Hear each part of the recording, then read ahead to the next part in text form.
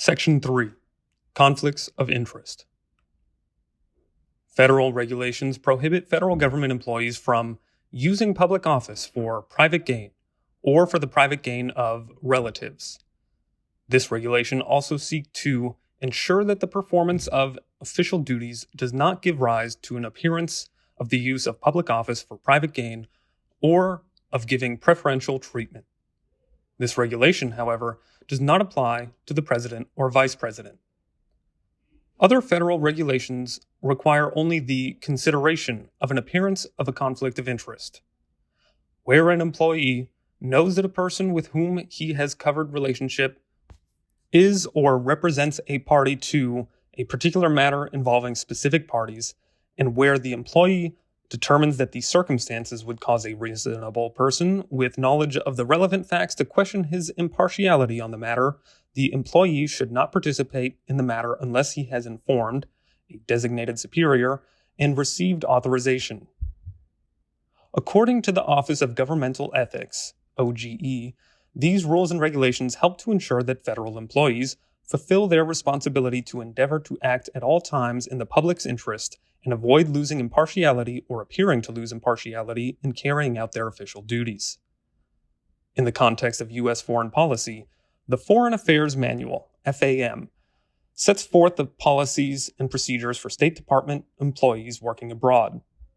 The FAM includes ethical regulations that take into account foreign policy considerations and treaty statutory obligations.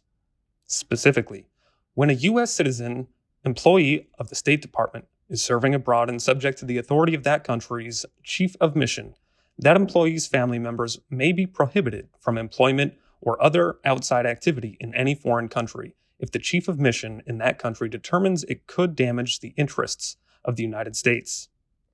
The FAM also requires employees to bring any violations of the FAM or any other applicable regulations to the attention of the appropriate official.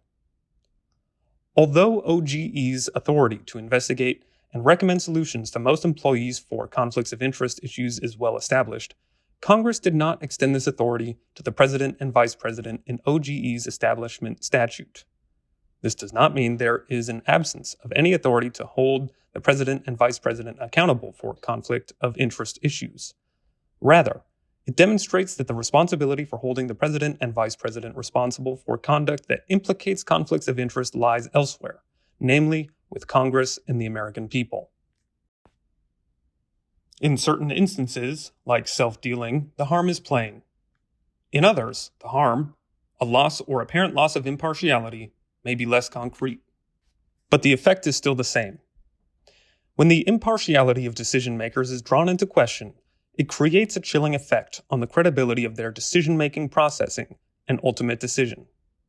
That, in turn, could undermine the effectiveness of U.S. policy.